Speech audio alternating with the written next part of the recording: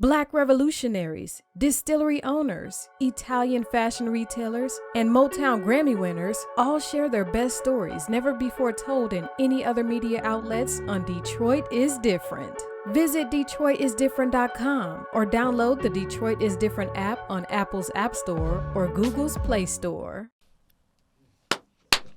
Welcome back to the Detroit is Different podcast studios. And it is winter, but we ain't feeling it so much because we rolling and we heating up with more content, more of everything because, you know, Detroit is different. Now I have somebody that is a creative. It's always good to have artists in here. We have the political figures in here. We have the activists in here. We have the people that are committed to struggle and then odd job folks. Shout out to D-Dot Driver I interviewed. I want to interview some more of you guys too. But now I got an artist in effect. Kristy Love, how you feeling? I feel amazing. It's warm outside today. Okay. It's lit. Okay. It is warm for the winter season. For the winter, for mid-February. Exactly. It should be a winter storm, but it's all good. If it was May, you'd be like, it's freezing. I hate Michigan. It's freezing. And May is supposed to Michigan. be at least 75, 76. Possibly. I feel that. Possibly, yes. I feel that. You ever tried to do like a cookout early or go to Belle Isle in May and then you be freezing? Absolutely. Remember when COVID was going on and everybody was locked down? So in April, May, when it started to get like 65, you're like, oh yeah, we at Belle Isle. But at the water, it's like, I know. You at Belle it's Isle. a little brisk. You at Belle Isle in a Eskimo clothing. Right. That was Eskimo. Like couldn't wait to get this Eskimo going. Popping collars. That was us. All right. So classic stuff. We usually start artistry, content. Okay. You offer different takes and so much into that. And we'll get to that. But we starting with Detroit. Okay. Your Detroit story. What brought you and your people here? How did you end up in Detroit? Well, I'm from Detroit. Mm-hmm. My family is from Detroit. My dad is from Mississippi, but my mom was born here. Time out. This So is now usually you're where it trying to say starts. I'm not necessarily from here? No, I'm gonna say where at in Mississippi. Batesville, Mississippi, which Where's is that? about 40 minutes from Memphis, Tennessee. So not too far from Tennessee. But yeah, my dad was originally he is born in Batesville, Mississippi, with all my aunts, uncles, grandma, all of them. You ever been down there? Oh yeah, every summer, every holiday. When I was little, I would go down there to visit. Not so much anymore now that I became adult and I got to work. But when I used to be a kid, I used to go down there, spend like weeks down there for the summer. Always go down there for Christmas, Thanksgiving, Easter break. Go to vacation Bible school down there. Okay. But yeah, those are like some of my best memories from my childhood is spending my time in Mississippi with them. Okay, cool. And your mom's people? My mom is from Detroit. I'm not too close with my mom's side of the family. The only thing I remember from my mom's side of the family is my granddad, but he passed away in 2002. That was like the closest thing as far as like my mom's side to the family. But they're all here. It's just so many of us. And if I ran into them in the grocery store, I wouldn't know who they were. Okay, so you grew up daddy's girl for real. Yes, for real. I'm like daddy's girl all the way. All of my family is down south. Okay. Okay. So like with that connection, and that style, what side of town? Where did you grow up? Where do you look at when you say this was my hood? What would you say? Schoolcraft all day. Oh man, the craft. So I grew up on Rutherford in Schoolcraft from birth until I was 14. Yep, until I was 14. My dad stayed, once my parents got divorced, my dad stayed in Detroit too, but it was like closer to Redford. So anytime I would claim anything, it would be Schoolcraft. But I never went to any of the schools in my neighborhood. Okay. That's the only thing. So like 1st through 5th grade, I went to Cornerstone. That was on Linwood campus. I went there from 1st to 5th grade. Then I went to Go Lightly, which is close to Wayne State on St. Antoine. I went there for middle school, and then middle school, my mom got a house built out in Romulus, and I moved out there. All right, so let's talk a little bit about that Schoolcraft neighborhood and what you remember and what kind of ties you to over there. Because when we think about that neighborhood, that is. That community, Schoolcraft, Rutherford. Because it's like Schoolcraft and Greenfield. Yeah, closer to Schoolcraft and Greenfield. Yeah, kids there either went to Cody, Cooley. Yes. Some of them went to Red. She did not want me to go to Cooley. Good old Cooley. The Cooley she was like, you got to walk there and you are not going to Cooley. I'm like, that's fair. So, but that community is has its own like unique flair, like unique culture. It does. A lot of families, like I mean, I guess families are everywhere, but when I think of some of the changes, still a lot of young people in that space and place. When I interviewed James Tate not too long ago, he even talks about like some of the young people over there. What was it like just connecting? Do you remember a lot of kids growing up with a lot of kids and kind of that neighborhood? This is very weird, but I mean, there were a lot of kids over there, but I would say I feel like I wasn't really connected to them over there because I didn't go to school with them. Like all of my friends that I went to school with were at Cornerstone. So all of us were spread out because Cornerstone is a private school. So all of us were spread out all over Detroit. But I did have like my mom's friends maybe stay like across the freeway or a couple of blocks, over. So I feel like growing up there, I didn't really get to connect with anybody on my block unless they had to be like right next door. Like they had a couple of kids next door, but they had so many people moving in and out of that house that I could have a new friend by next summer. For all I know. But some of the key things that I remember just from staying over there, there's a grocery store that's on Greenfield. I can't remember the name of it, but I remember that you couldn't take your grocery cart like out, take it like to your car or whatever.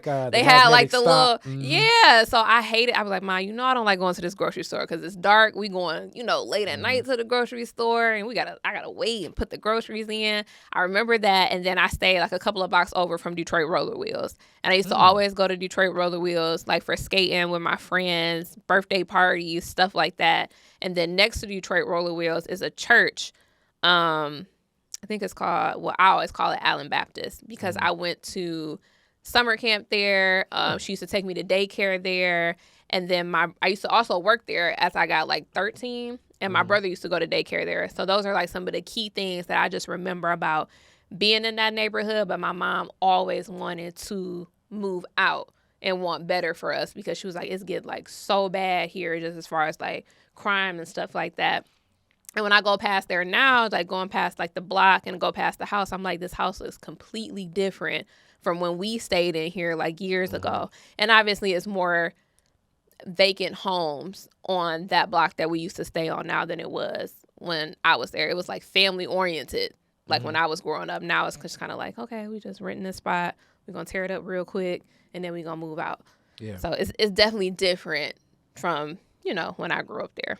Yeah, definitely. And when I spoke to a lot of young people and the families, it definitely, I'm speaking to like more like the 90s and the early 2000s era, more so than now, where I do feel that, that community, like my neighborhood and everything is going through other transitions as just the class of Detroiters is kind of transition from many homeowners to a lot of renters now. So with that, due to like how people function and how they look at things, and then people kind of how even they perceive pride and ownership, it's just different. That's what I say. The biggest thing is it's just different because I always remember feeling just like safe there. Like, everybody is happy, watering the grass, it's kids running around playing. Like now when I go past there, it just seems so cold, like struggle, survival. And it could have been like that when I was growing up, and my picture, my lens of everything could have just been like all rainbows and sunshine and stuff like that. It could have been like that, but to me it seemed like, oh, this is like safe. Like, we good here. And not to say it's not, it could be safe there now, but it just seems like cold because it's more like abandoned homes and businesses and things like that compared to when I grew up over there. Okay, definitely. So as that carries on, what's the work? What are your mom and dad doing? Because I think we shifted from like more so into your journey and everything like that. What's their path? How are they setting their roots in the city? My parents are in the suburbs. And what did they do? But I'm just saying, when you were younger, what do they do now? What were they doing when you were coming up? Somewhat the same thing. So my mom works for Wayne State University. Okay. She is a program manager for Schoolcraft's campus. So Schoolcraft College has a Wayne State University campus as well. So she manages there. Before, I can't remember what she was doing, but she was working for Wayne State downtown. Okay. Just doing her best. She really just wanted to have a job that will allow her to be able to take care of me because she was a single mom. So obviously when you work at a school, y'all get the same time off as, you know, your kid does as well. My dad has been in pest control since I can remember. So let's even go to like Wayne State's campus, because even in my lifetime, I think of, you know, I'm older than you, but it's Wayne State's transition a whole lot, like how I look at it, what it was. I remember when I was younger, it felt more like a school where, you know, if you wanted those extra credits, where it seemed more almost like a commuter school. Like when I was younger, it felt like. I even think that somewhat now, depending on where you come from, or I guess I would say what area you come from, because, you know, obviously Wayne State is, even though they say Midtown, it's basically downtown, you know, and so a lot of the times people are going to Wayne State for nursing or medical. And I feel like a little bit of law too, but mostly it's like the medical. Everybody is going for that. So I feel like a lot of people are coming from outside of the city to come to Wayne State. I've always kind of viewed it at that. I didn't go to Wayne State. I went to Eastern. So, but I've always kind of viewed it as like a commuter school. I didn't have a lot of friends that like, oh yeah, I'm going to Wayne State. The majority of my friends, we went to Eastern, or people went to Michigan State. Okay. So yeah.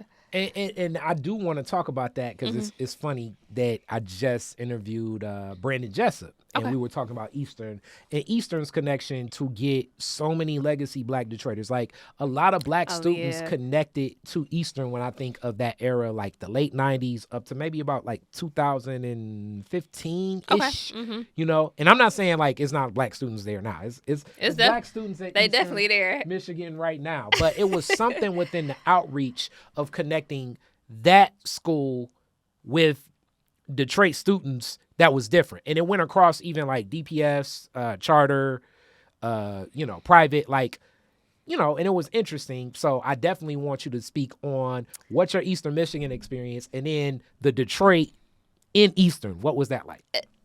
That's so crazy that like you brought that up, because as you were saying it, I'm just like, that's kind of true. Really, I didn't know what college I was going to, honestly. Like when I was, you know, on the verge of graduating in high school, I'm just like, I'm just trying to go to some college and do this. I didn't really have any big plans like after high school. And originally I was supposed to go to Henry Ford Community College because I worked at Fairlane. So I'm like, I'm gonna just go there and just, you know, figure it out from there. And I got tied up in like boy craziness, and my parents like, no, you're going away. So one thing, time out. So it's like you had a boyfriend. So it's like parents hated on you. So they hated on me. No, really. So let me tell you, you walked in like, meet my boyfriend.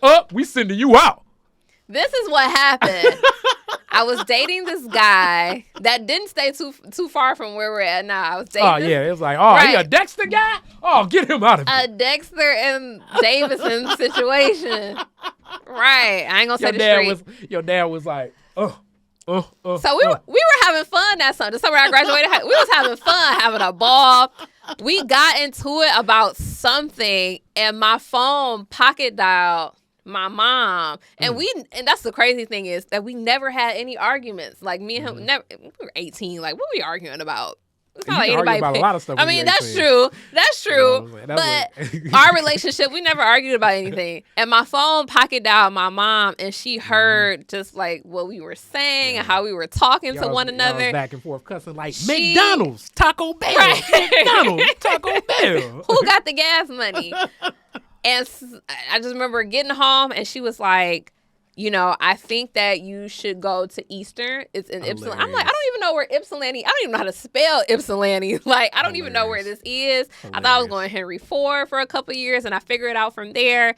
And I remember just going up to the campus that summer, and I was like, well, at least I can bring my car.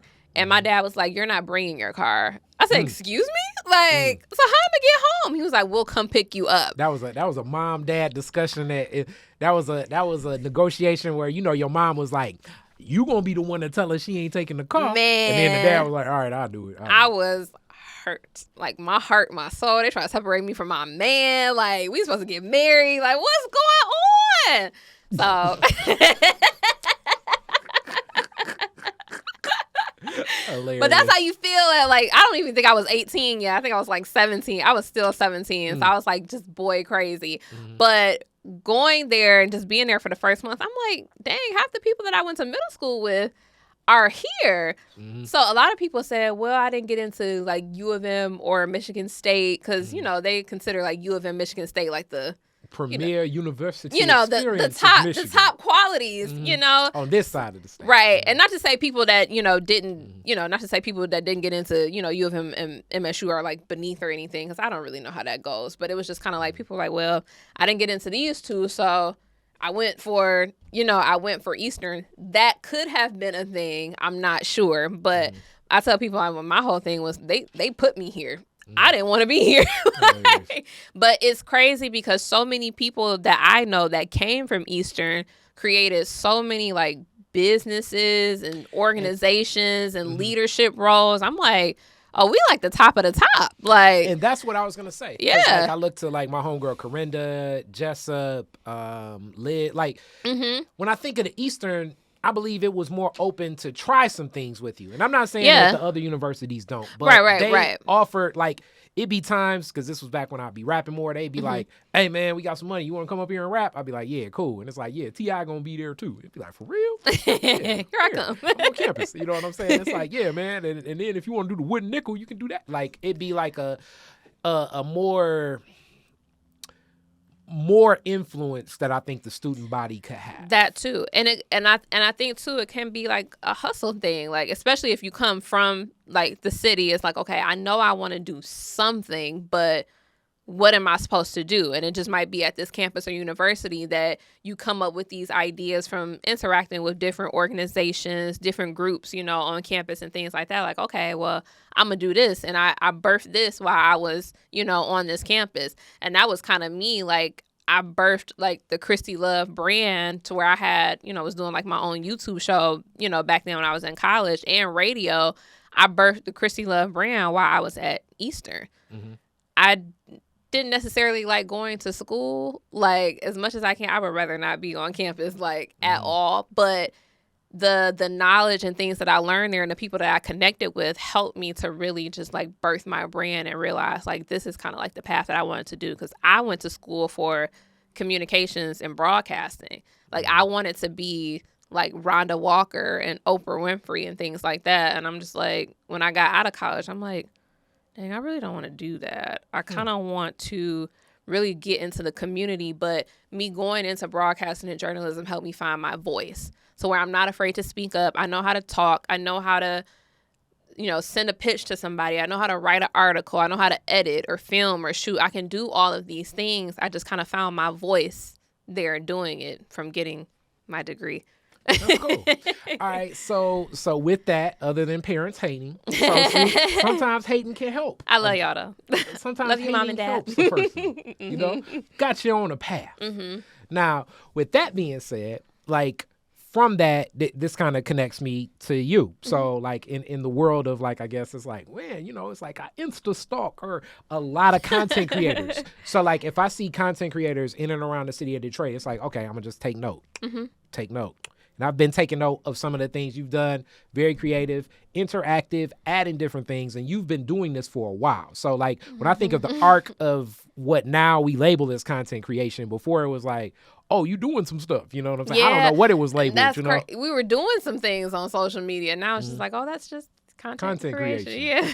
So what led you into this path? Because you started out when it was not like, around, really. Like, animal videos were still like, you know, people would pitch, hey, you know, you're probably better off a cat doing that than you.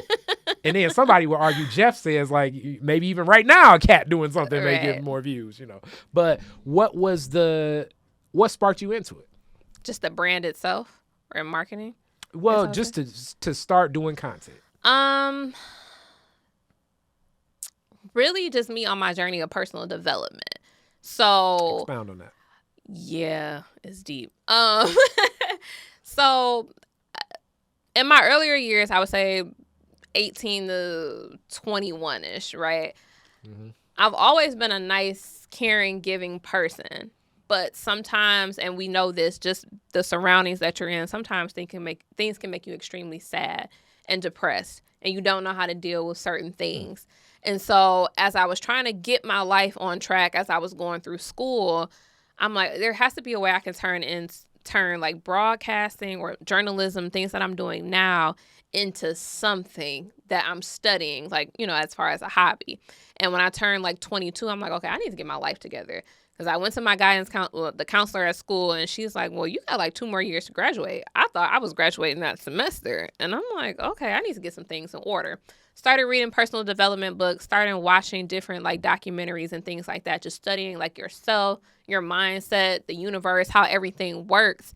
And I'm like, I need to really be like applying some of these things to my life, because I feel like nothing is working out for me. All right, now I got a Detroit is different you here with this. Okay. What were some of the books that stood out, or documentaries, or like what do you remember of that stood out most, that you found impactful? At that time, which the time would be 2012 to, let's say 2016, until I graduated college. At that time, it was somebody had introduced me to the documentary The Secret. Mm-hmm. And they was like, you got to watch this. It's super positive, inspiring, motivating. And I'm like, I could use all of that. Like, and this is before I was into like spirituality, obviously. So I watched The Secret, and I'm like, wow, like they're saying some like positive, inspiring stuff. Like, let me try to do like some of this, because my life was like low. And I'm like, anything could help me right now. It would be great. And another question, another Detroit is different of it. Okay. As sometimes just interpreting that, like sadness or depression, at any age, but especially like if you're younger, like how do you even recognize that, okay, I think I'm kind of sad here. I think I'm kind of depressed. And I'm going to definitely add the layer of Kari Frazier talking race into this, because the Black experience in America is different. Can be definitely that. But it almost like sadness, if you really tap into just even thinking about us being here, you can tap into some sadness, some depression all the time. So like how did you recognize like, okay, I'm in a space that's not me? And I'm not saying the event that led you there, but just more so like, how did you know? Because I mean, it could be grief, it could be a breakup, it could just be like just a regular funk of like feeling like you're not as fulfilled. It could be I wasn't fulfilled, And I've always, just growing up, I feel like I've always like dreamt big for myself. Even though I'm not an only child, I still kind of feel like I grew up as the only child. I'm the only girl. So I had a lot of imagination and space to kind of play with like up here. And I've always saw bigger for myself. And so even though I was only 20, 21 at the time, I'm like, I feel like I'm supposed to be doing something else. Like if I keep doing what I'm doing now, I'm not going to end up like very far as I want to be. And something has to start to change, because it's going to take time, you know what I'm saying, for me to get to where I want to be. And when you were in that space, were you talking with friends about it? Were you talking with family about it? Was it just something that you kept in? It was something I'm so used to keeping things to myself, because, like I said, even though I'm not an only child, but I talk to myself a lot. So it was just like one of those things, like, okay, Kristy, like you see like, you having like this nice house, and back then when we were younger, it's like, okay, yeah, I'm gonna be married by the time I'm 30 or 26. Like, I want the husband and the kids and the great job, and I just want like a amazing life for myself. And I feel like as you get older, the definition of that, it changes, obviously. But I just knew that what I was doing, I'm like, I just feel like I'm suffering. And I'm like, I feel like life is not supposed, no matter how old you are, I feel like life is not supposed to be like that. But there also, you're going to go through things, but there also has to be something mentally you can do so that you're not going through this every single day. And that comes from a decision as well, too. But how do I make the decision if I'm like stuck in survival mode? So that was my thing. I'm just like, I have to start making better decisions for myself. But if I feel like this, I'm not really in a position to make the best decisions for myself, because I'm in survival mode. When you're in survival mode, you can't make good decisions, because you're trying to just get from you're trying to get from this thing to this thing to this thing to see what's going to make me feel better. And you're kind of just filling in like voids here. Like, you're getting into a relationship because it's going to make you feel better, but you might be missing, like, okay, I might have some like attachment issues here, or issues, from my past and with my parents here. Like, what is it that I need that's going to make me feel fulfilled? And most of the time it's a part of you that's missing, some things that you need to get together. So I'm going deeper with this just because He's so taking much. us deep today. I know. I do. We because going there. Sometimes Let's when go. we're there, I have to be here. Yeah. As mental health is becoming more of a topic throughout the Black community. It is as far as what people are talking about. And some of the solutions, my own views, I feel like, how we interpret it. But being that you're opening up about being in that space, the next question, and you say you kept it to yourself. At that time, did other people notice? Did other people look to give any support? How present could they have been? How much of it was you versus like anybody being present? And another key question, reason why I'm asking this is there are so many parents right now that feel as though, their children are like maybe a little disconnected, but maybe I'm tripping. You know what I'm saying? Parents like, maybe I'm tripping. Maybe my kid is, you know what I'm saying? And what could a parent do? Like at that point in time, At the time I was going through my things, I was super disconnected from my parents. Like, and me and my dad at that point in time, we were like super close. And my dad like wasn't really even talking to me because of the things that I was doing. And it's like, obviously you love your child to death, but I'm not going to keep going through this, with him or her. And my mom, at that point in time, me and my mom did not have the best relationship. We like this now. She won't talk to me for hours. Now I'd be like, Mom, I got stuff to do. But she had kind of just let me go as far as me being her daughter. She's like, she's got to figure it out. And even now, she was like, I just had to let you figure it out. But then at the same time, with how mental health is going now, it's just like, can you really allow your child that much space to be like, I got to figure it out? Because now, as we get deeper into social media, there's more things that are triggering now. Back then, when I was like that age, social media wasn't like popping to where I would see people being better than me, or, just for me to see that might spin me into depression mode. Somebody getting a new house or a car or a boyfriend or getting engaged or something like that. Those are things that trigger young adults on social media. Back then, that wasn't a thing. My thing was, I just want more. I felt like even though I was grateful for what I was given in my childhood, I still felt like there was more that I was missing. And I think that was just my connection with people. And as far as like my friends and stuff goes, I felt like the things I was going through, my friends felt like I was beneath them. Like, Kristy, you're doing a terrible job at being a friend. You're doing this, you're messing up with it. And this is my honest take on it. I feel like they were judging me for so much. And they were judging me so much that I felt like a bad person. So I didn't have really anybody to talk to about anything. It's kind of like I'm always going to stay to myself because I know how to be by myself. So I'm like, I'm a rock it out with me. And then once I started changing and doing different things, that's when everybody was like, oh, you're doing amazing. Like, can you give me some advice on this and this and that? And it's just like a year ago, y'all was in my room having a conversation with me, telling me how I was like messing up. Like, but that could also be tough love somewhat, in a sense of holding your friends accountable. Like, you're doing this, you're messing up here, you're messing up there, but sometimes it can come off harsh, if that makes sense. So I went through 95% of those things alone, but I knew that mentally I can handle it. Sometimes other people might not be able to handle it. It's not like it was post out on Instagram was around, but it was first year coming around at that point in time. So it wasn't like I could go to those like therapy pages and be like, okay, you're going to be okay. Call this number, or, don't worry, you got this. I didn't see those things, constantly. When you get on social media now, most of the things you see are motivational and uplifting. So he's like, yeah, I can do this. But back then it's just like, I don't have anybody telling me that I can do this. It's just me in my head, like, yeah, girl, like, you got this. Like, we not going to give up today. So I guess back then I didn't really see it as a challenge. I was just used to being alone, like in my own thoughts, trying to figure it out. Okay. And from that, you said you took to a lot of pieces in self-development. Every personal motivation. development book I could read, I was reading it because it made me feel better.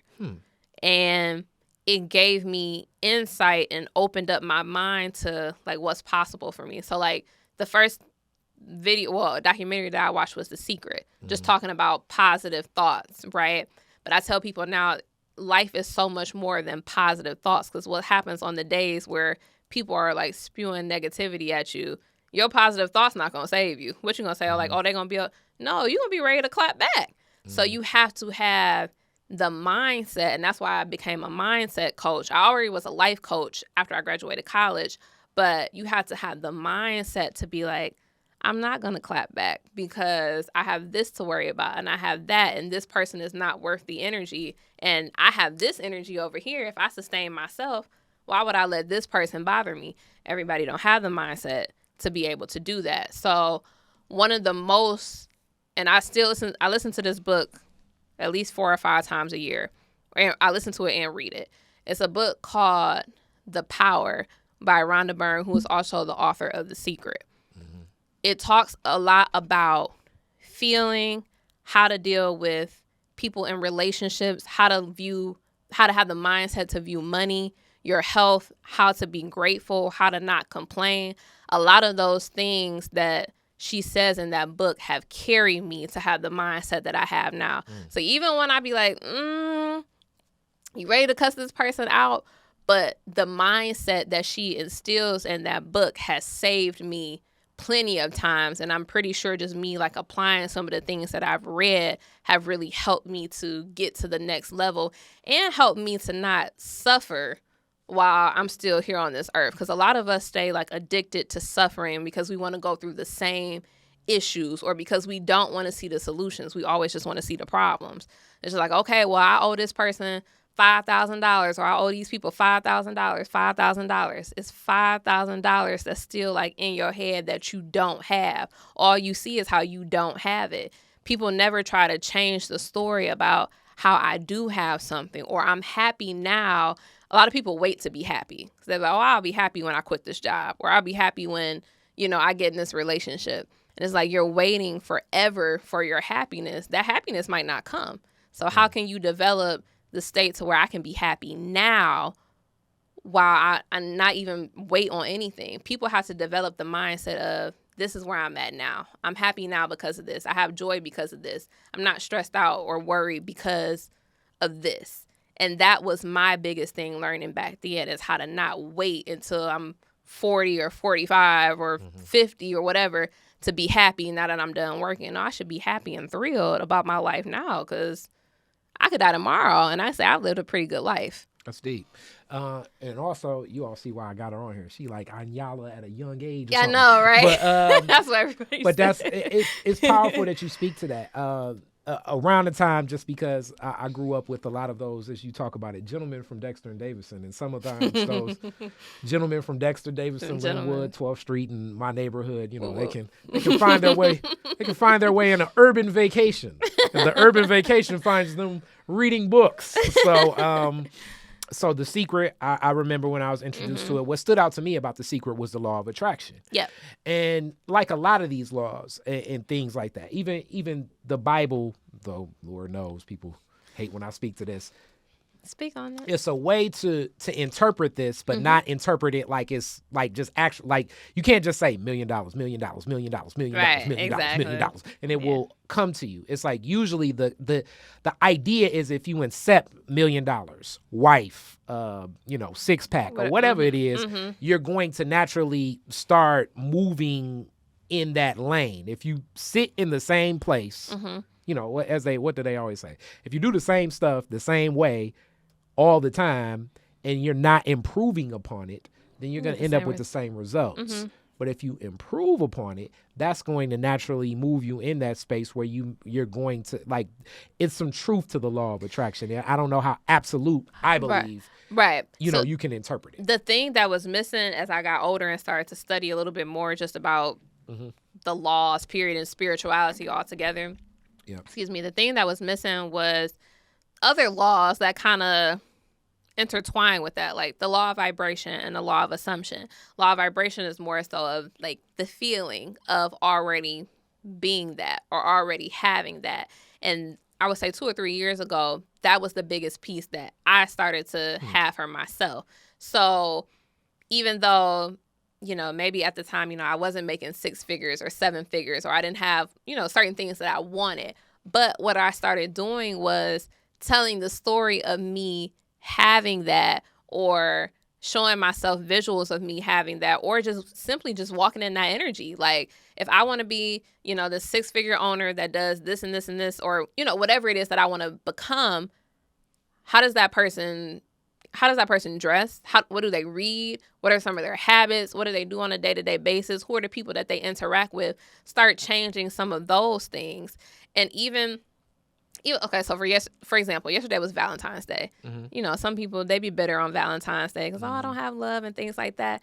Sometimes it's okay to not have anybody or anything. Sometimes you just have to be love. Like, people are conditioned, like, when it comes to love. They're like, oh, well, if they don't do this for me, then I don't love them, or if they don't, represent that or do that, then I don't love them.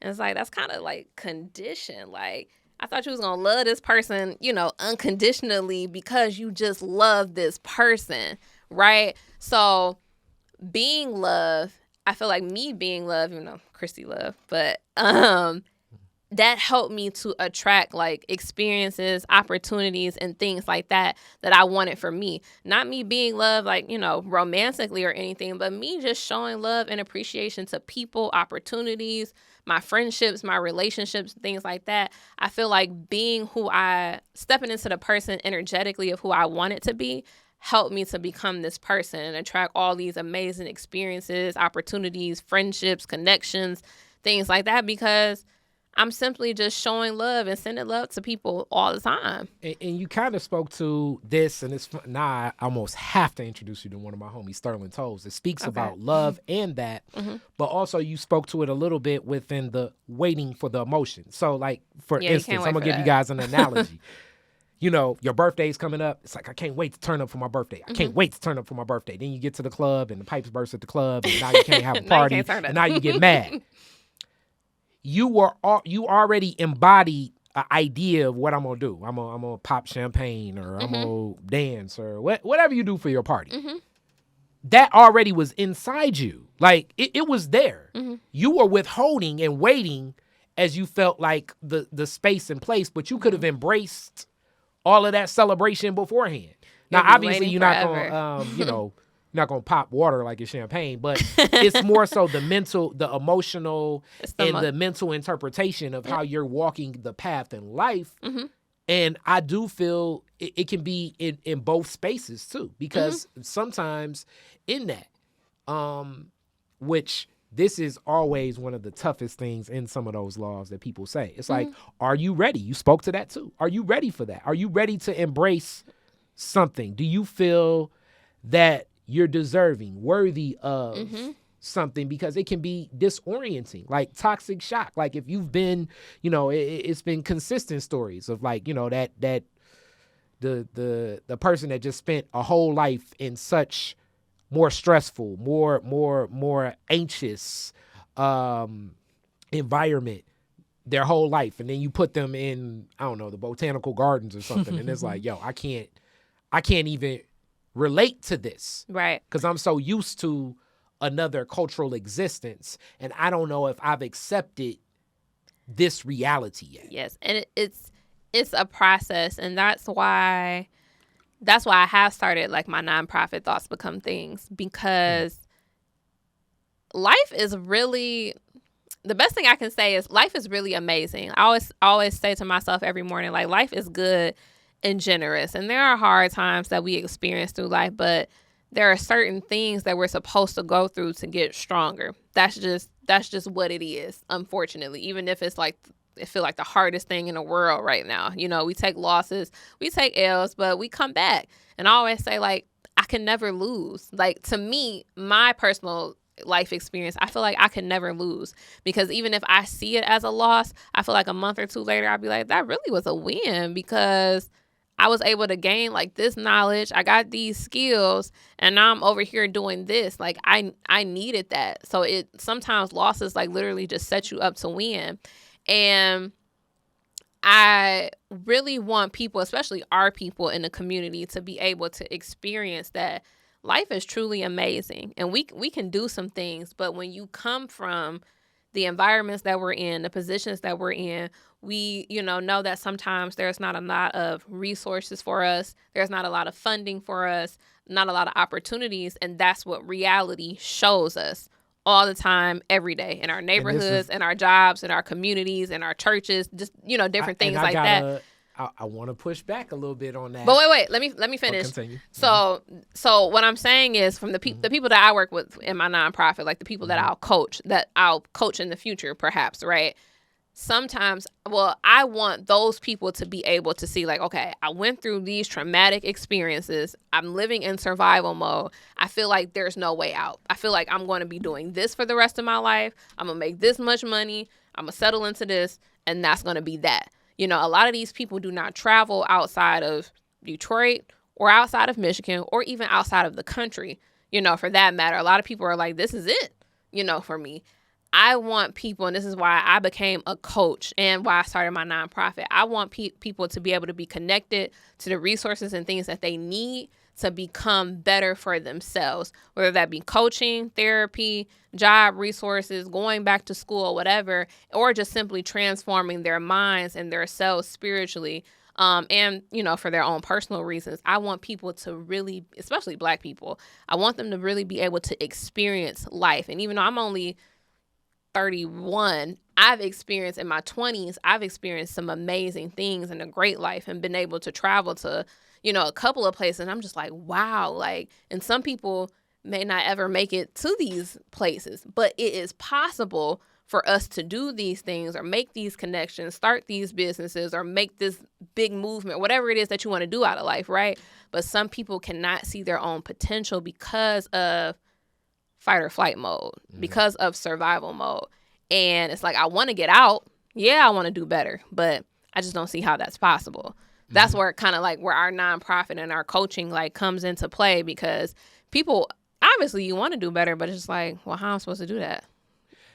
And I was just saying, the pushback is kind of in that same zone, where we're agreeing from the perspective of, I'm just looking at it more in the macro, because I'm always thinking in systems, right? For marketing and messaging interpretations. You're going to be presented the model of, we're conditioned with a lot of thoughts of, this is what success is, this is what you should want, this is where you should be. So in this form of conditioning, obviously it's usually not going to it's not going to present, if I'm an institution, if I'm a let's just say, okay, I sell water. I'm not about to present to you lemonade. Right. I'm going to say water is the best thing for you and it's the only thing for you. And I'm exclusively the only person that offers water. And then now you're going to feel like, wow, I can't do anything because I can't get no water. You know what I'm saying? When it's like, okay, it's other things out here. Hence, I usually say the assets of social capital and creativity, I think, are the strongest assets throughout the Black community that we have. Right. We connect well with people, and usually that connection is through our creativity. Yeah. And these are not necessarily the assets of other cultures. So they're usually not highlighted. The assets of other cultures are highlighted as assets because that's what they have abundantly. If I had an abundance of financing and banking, then you're going to definitely think your creativity needs to connect to my money for your creativity to be exposed. But if you just was like, forget this finance person, I'm going to just take my creativity and connect to people directly.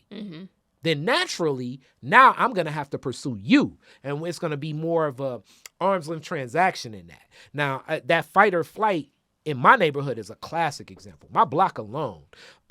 Last year, I watched one of the most tough things, and this happened before, where social services took one of my neighbor's children away from them. That's a very tough thing to watch because usually it's, police are showing up and it's going to be an argument. It's going to be tough. And it wasn't all of her children, but just one of the children. Because, we don't know how and what and where that may be.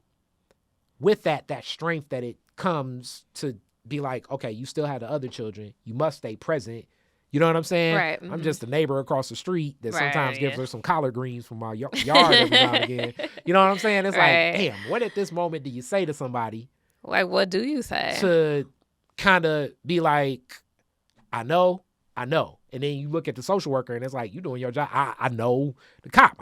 I know this whole circumstance, know the family, know the, it's those tough things that create that fight or flight. And then it creates like a this neighborhood, for the child, seeing something like that and sticking to you, to take a person on that journey where now they can like reshape and use another term you use that I love, imagination, to tap into like the values of what was there beyond that pain that can just stand so tall. It's a powerful push because, and this could be 50-50, right? As Black people, and I can't even say as Black women, because I think it's just overall Black people. As Black people, we're always just taught to be strong. Like, be strong. It's going to be okay. Sometimes I don't want to hear that. Like, at that point in time. So just like, so you watch the mother of, you watch the kid get taken away from her. We'd be like, oh, okay, just be strong. It's going to be okay. I'm not trying to hear that. One of my kids just got, took away. At that point, as a person, and this is not just even as Black people, at that point, it's really more so of, what do I do next? What are my solutions? That's the only thing. This is just me personally. I can't speak for everybody, but my only thing is, what are my solutions? Who do I need to talk to? What do I need to change within my environment? Or because you never know what the situation is of how it happened, right? And some things are out of our control. But what is it that I need to do? What do I need to change? Who do I need to talk to? Now I'm coming in powerful, full force. Not a lot of the time our people have that strength, right? Or that energy to do so. Some people do, but sometimes just like, I'm tired of being strong. I've been strong my whole life. As a Black person, I have to be strong every day walking down the street just trying to go to work. I have we have this saying to where, just being Black, I have a target on my back every day, no matter what shade of Black. And, people, obviously I'm light skinned, but people would be like, oh, well, you light skinned. I'm still Black. Like, I'm very much 100. That's hilarious. Like, you be like, yo, man, these cops is tripping. You light skinned. That's hilarious. Listen, I'm very much 100% Black. Because to the other skin cops, I'm a Black girl. Like, you don't care about George Floyd? Right. Like, what you mean? That's my cousin. But I think it always just depends on the person, because some people are just tired of being strong. And I cannot, I can't even say, I can't blame them. I can't blame. There are a lot of things. I can see both sides, right? Yeah. There are a lot of things that we have been conditioned to accept, a lot of things that we have to struggle to get, right? We have to, I got to make sure I have transportation. Okay, I have these kids. I got to make sure, we have housing.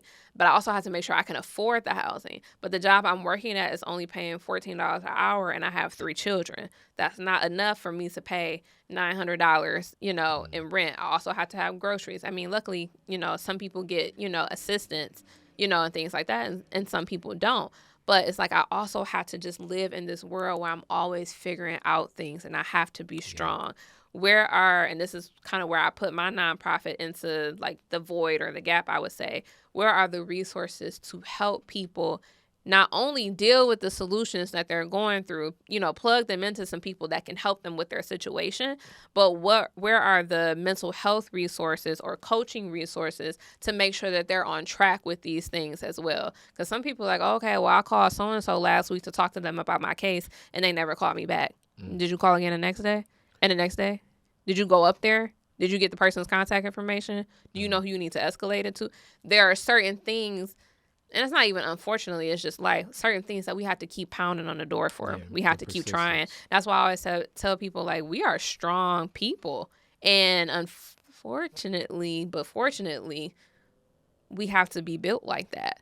But that's what makes us so powerful. Like, we're building, even with people building organizations, businesses, you're building a movement that stands for something, no matter what lane you're in as far as a business or organization. You're building something from the ground up. It has your name on it. You have to be the leader in this thing. Just like with my organization, I have to be the leader in this to fight for people being able to get coaching and mental health services to help them with the things that they're doing. Yeah, people, are in homeless shelters and they give them, little guidance and hearing like that. But what happens when they get out and they get into a house, but they don't know how to manage their bills? Or they don't know that they can go out there and get a better job, or they don't know about training opportunities. They don't know that they can go back to school, or they don't know just how to deal with just being out here in the world or going after like something better. They're just kind of like, okay, well, I got a house. Cool. So I'm gonna, cause as we get closer to a close, I'm gonna put both these together because I think they I think they kind of match. And then I got my classic ending Detroit is different questions, unless you say something where it's like, I gotta go in. So I want you to talk a little bit about your business. I love the way that you frame it as mindset. And how do people connect with it? How do people, if they're looking for the resources? And then also here go the other classic thing with our community. It don't mean you're crazy. It don't mean you're jumping off the building. Yeah. It don't mean anything. It's just you're shaping up. You're shaping up. Sometimes the soundboard, as I talk all the time, because I tell people I think through talking. So if you catch me on the right day, I may talk to you for 4 hours because I'm thinking as I'm speaking. Yeah. So that alone, and we all need different times people to talk to, as Kristy has alluded to that a couple of times here.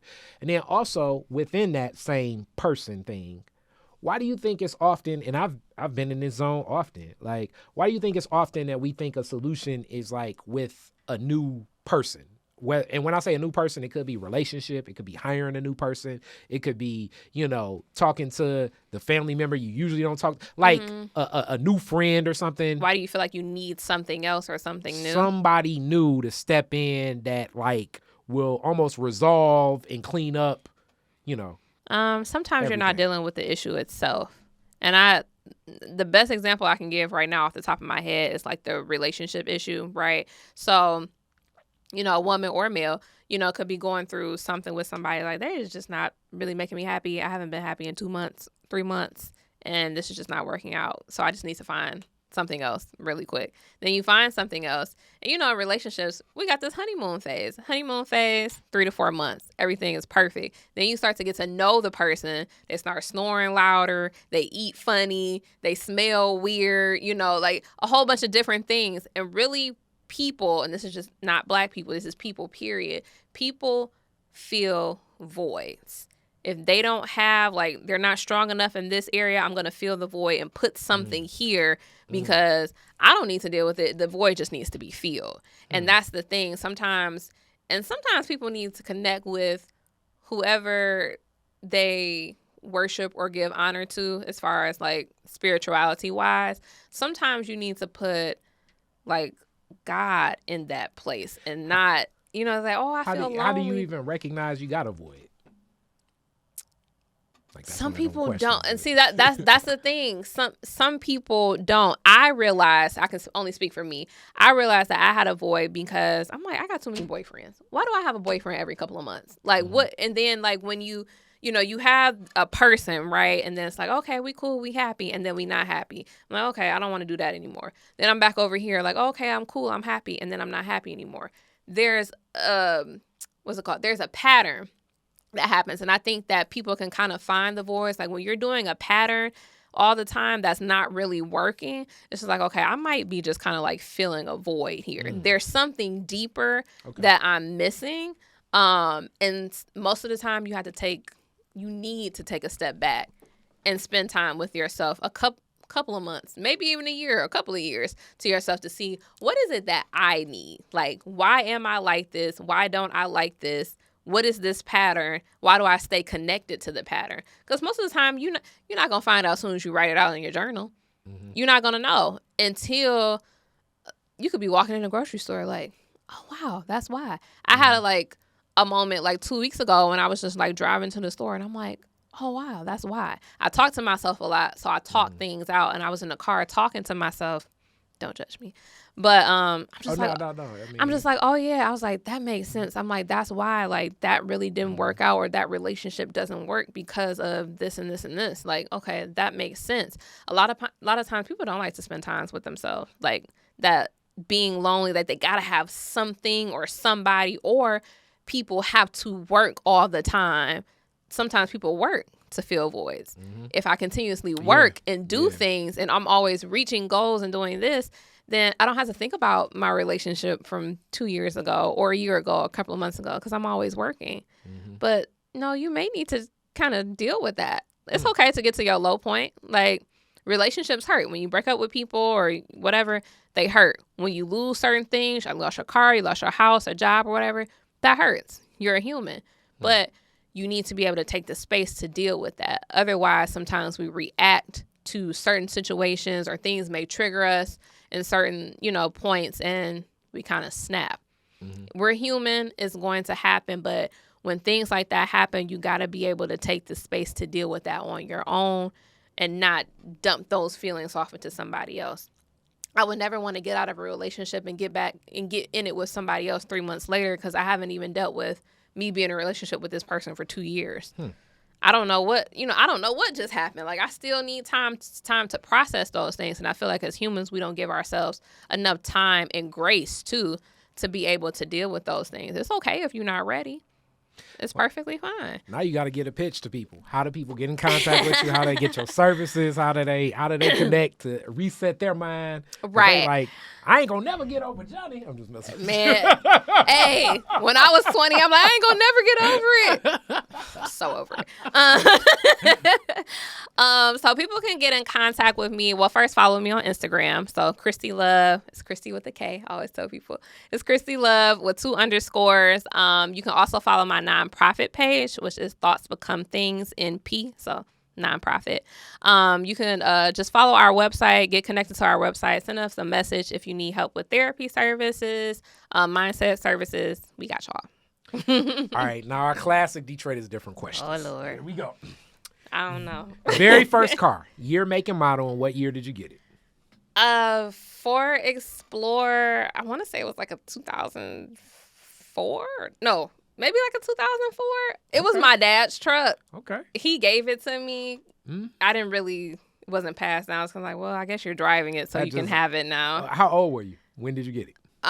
17. Oh, man, that ruined every guy that was probably about to talk to you because you pulled up in a truck. And I put up in a Yes, I had a Ford Explorer. The next car that I had the next year was like more so of a girly car. I had like a Pontiac Sunfire or something. Nah, like dudes was like, hey, what up, though? Right. I'm like, what up? Y'all need a ride? Like you sit in the Explorer, you pull it up, and then the dude like, oh! It's a girl. It's like, I can pick you up. Like, oh. So, yeah. Well, women looking at you for the car at the stops, but I'm just saying, like, a guy would be like sitting in the passenger side.